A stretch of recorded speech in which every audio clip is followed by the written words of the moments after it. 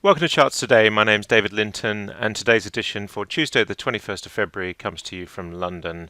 And we'll start by looking at currencies. US markets were closed yesterday, so we'll just have a look at what the outlook is for the rest of the week.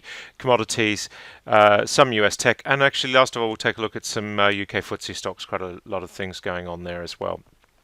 So we start with the dollar index. Dollar gaining strength again this morning. We're back above the cloud. The interesting thing is, will we take out the 101.75 level that we saw last week? And the chances are that we're back into a sort of strong rise. We've bounced off support, and we do see 1% upside here. Quite good support being shown on the lagging line on the daily cloud, and the weekly chart is still very bullish. So bullish on the dollar, bearish on the euro, sinking again. Will it take out the low that we saw last week at about the 105.25 level?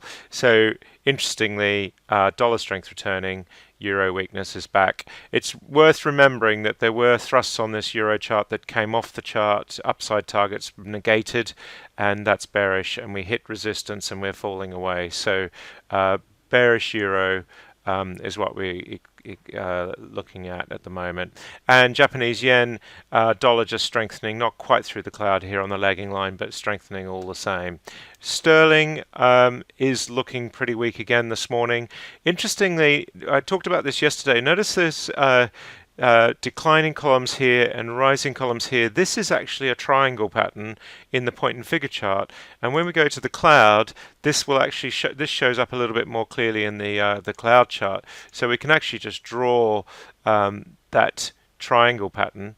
And what's quite interesting, in fact, is if I just go a little bit further, we will get an idea of just how far we have to go for this to be broken. And you can see the beauty of these triangle patterns is the range is narrowing, and as that range narrows, something's got to happen. We're either going to break to the upside or break to the downside, and we're now at a point where if we test these lows at 124.05, below 124, then we're starting to see a downside break. We'd favor the downside with being below the cloud on the weekly and the daily, and all of these downside targets. There is one counter trend target here.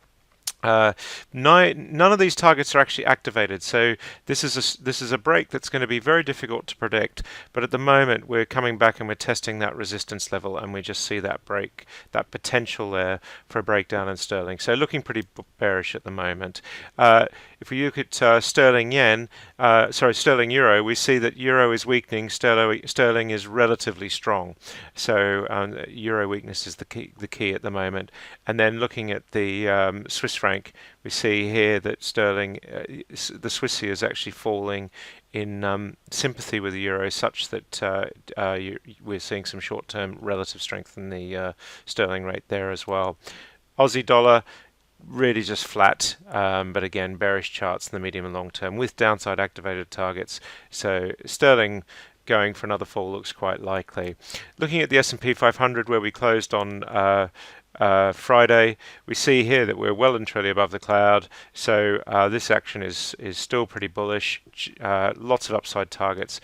US markets looking good. Be interesting to see after 3 days off how we come back on the holiday. So again, bullish on the Nasdaq, bullish on all three time frames. The Dow the same, and the Russell 2000 the same. And again, lots of upside targets, having just broken out on this daily cloud, breaking to new highs there on the weekly. The futures this morning up very slightly. The Nasdaq up 0.23%. That again, that trend just showing. This is, if we're worried about the US stock markets, it'll show up first in this 60-minute chart. Until we see a reversal through that chart, it's really not worth worrying too much about this. Markets will climb a wall of worry. Looking at the FTSE 100, down a bit this morning. Still bullish above the clouds. HSBC weighing on FTSE a little bit this morning, and we'll take a look at that in a minute. And the FTSE 250 just holding on to the uptrend as well. The German DAX is bullish above the cloud, and the Nikkei closed up 0.2% last night, bullish on all three time frames as well. So Asian markets still looking pretty good. China continues to now move away from that cloud resistance, just starting to come through on the weekly on the price. More work to do still on the lagging line, but it's starting to look better, China. Hang Seng Again, HSBC listed there as weighing a bit heavily on on the Hang Seng this morning, but we are still bullish above the cloud in the medium and long term. The Indian market looking pretty strong all round. Good upside targets, 3% short term, and some very good medium-term targets. The S&P 500, the S&P 200 Australian index, bullish above the clouds, was just barely changed overnight. New upside target of 6.6% there, so looking quite good.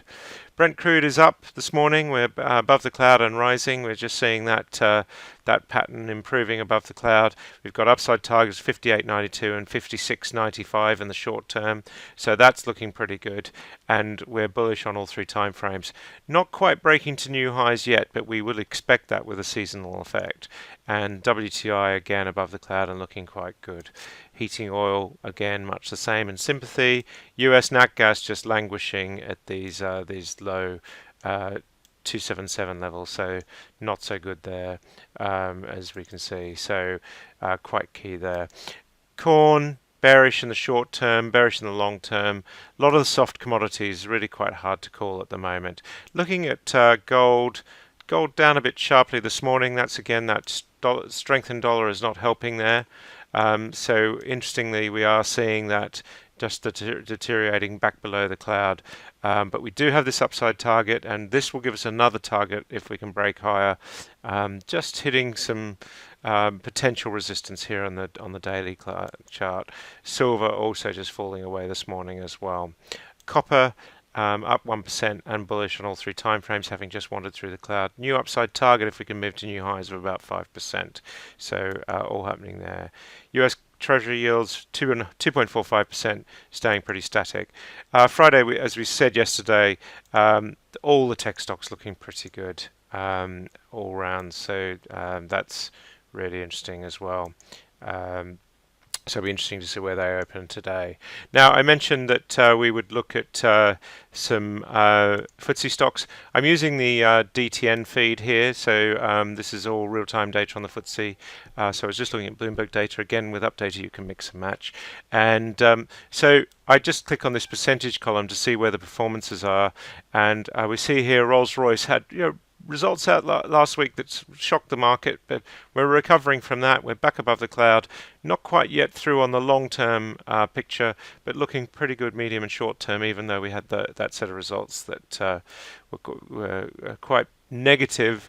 The markets reacted positive to the outlook. Sage has been quite bearish lately. Just looking at the top performers here, BP below the cloud in the medium term, not quite above in the long term, just pulling back. We're seeing this road on the oil price. House builders all looking pretty strong this morning. Travis Perkins all up, multiples over 1%, most of them. Taylor Wimpey. So we're just seeing some good results there. On the other side, I can click to the downside. So straight away we can look at HSBC. And when you get an announcement like this, well, it's created a bearish picture short term. We've moved straight below the cloud. We're down some 6%. But the interesting thing is that we are still within trend. So we saw those bad results from Rolls-Royce. A few days later, the market's digesting that news and recovering. So it will be interesting to see how HSBC trades from then. Look for cross back above the short-term cloud chart. And of course, that cloud is going to be decreasing as the hours go on. That's going to be an easier thing to cross in the days ahead. So that's really where we're just seeing some of the action. BHP Billiton also produced results today. Has been bullish on the long-term chart and the medium term, and still above on the short term. Results haven't produced a big push in the price, but the fact is that these charts are looking pretty bullish at the moment. So that's it for today. Until tomorrow, happy charting. See you then.